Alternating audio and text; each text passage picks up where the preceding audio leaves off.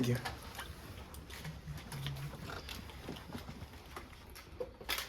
Jalon, simplest question. How much does one like this sting?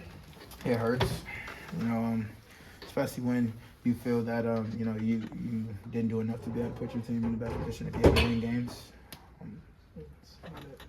What happened on the fumble on that goal-to-go play?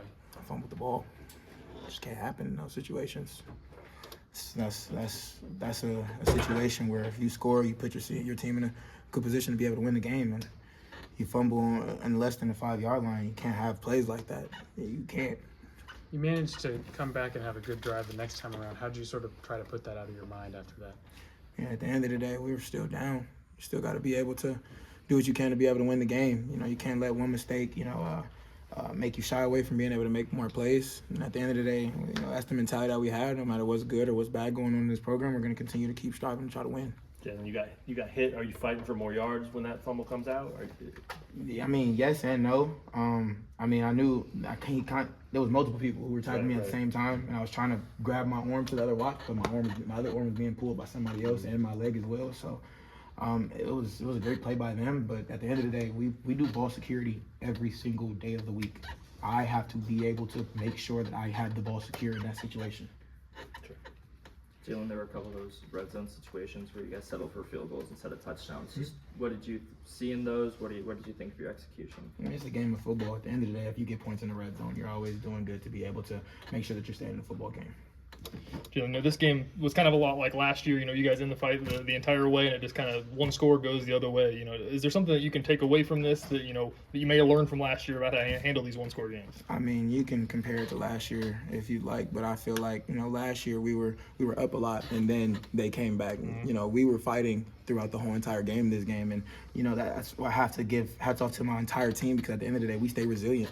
No matter when we were down, no matter when we were up, we continued to fight every single play, and that's exactly how we just keep going about things in this program. Yeah, it sucks to be able to lose the game, but at the end of the day, I have no doubt in my head that this team is going to stay resilient no matter what's going on, and we're going to keep fighting. You don't want to lose any of these games, but the roller coaster of emotions down the final stretch of this, does that make it sting a little bit to think we had this game right here, everything like that? I mean, you can't live in what ifs. Living in what ifs don't get you anywhere. At the end of the day, what happened, and we have to be able to grow from what happened. What's the mindset with 29 seconds left? You still got a shot. Yeah, I mean, I have to be able to get the ball up there. I can't take a sack. I can't take it wasn't a sack on the very first play, but at the end of the day, we have to get the ball out of bounds. If it's not there, throw it out of bounds or try to give it to somebody. I tried to we had an out route to the left and a dig coming from the right. Peep that they covered two, the left side to the out. I probably had my check down right there. I got to be able to see it on film. And I probably would have been able to check that right there and be able to go out of bounds. But for me, I was trying to be able to get a chunk play. I knew we had one timeout left for 28 seconds, and we're already starting, I believe, on the 25-yard line. And we have to be able to get our field goal, our kicker in field goal position. The way you guys move the ball, 600 yards offense, did you feel in that huddle before that drive, like, this is doable? 100%. I mean, at the end of the day, you never go in, no matter what play, no matter where you are on the scoreboard, you never go in thinking, all right, bro, it's not going to work. Right. You have to go in with positivity, and that's kind of where it was in the huddle. Like, at the end of the day, we didn't really care how much time was left. We felt like we were still be able to win the game. With the amount of time you guys spend on these late game situations, I guess, how challenging is it not to get tangible rewards for all that time spent in these What do you mean by tangible rewards? Like in these close games, you're not coming out on top, even with the time you guys spend on these 2-minute. How do you deal with that? I mean, it doesn't really matter how much you're working hard on something. Things are going to happen. It doesn't matter what you continue to harp on every single time. There's going to be a different situation every single time. So, as much as we try to be able to work on these situations every single day, you still have to be able to, adjust when the game is happening. So, we're going to continue working on everything that we do every single week, and we just have to be able to grow from it. First loss in Big 12 play, now you hit 2 on the road. Just how important is this road stretch going to be for you guys?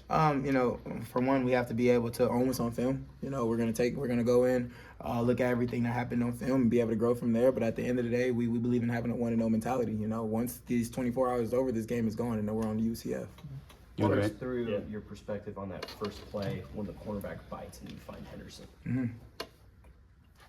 So, a lot on film, they showed a lot of 3-down alignment. I believe on that play, they went to a 4-down, and they usually have a 3 safety high.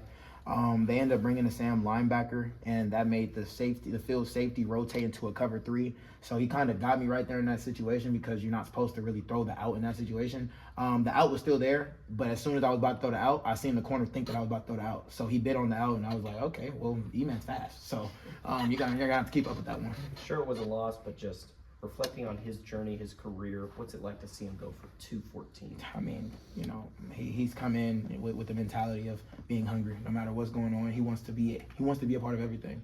The extra work, the extra film, the extra studies, the extra everything. Everything that he can do to be able to put the team in the best position is what he's going to continue to do. And I think that just showed out on the field today.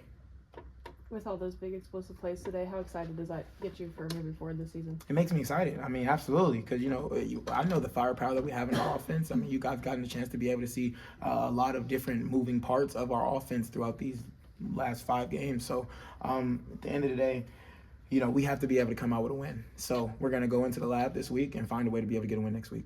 What'd you think of how Bowden stepped up after Deshaun went out early? Yeah, I mean, he's also one of those guys who's come in out the transfer portal, come in eager to work.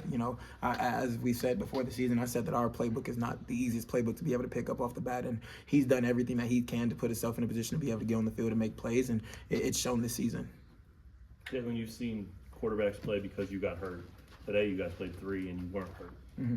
You enjoy watching those guys go out there? 100%. I mean, I got the chance to be able to watch Cole Ballard and Isaiah be able to make people miss, run people over, and that's always exciting because it gives the whole entire team like, okay, everybody's making plays right now. So you gotta keep on putting guys in those situations to be able to showcase different things on film. When you're out wide like that, how hard are you selling it to the DB? Are you like, this ball's coming my way? I mean, you can go ask Zero yourself. I told him every single time I got out there, I said, all right, 1-on-1s, let's go. The first time he was like, yeah, I'm a man, let's do it. The second time he was like, you lucky I'm not a man right now. So I'm like, it is what it is. I'm gonna keep running my route. That's real though. That stuff, that talk happens. 100%. Okay. One more for you.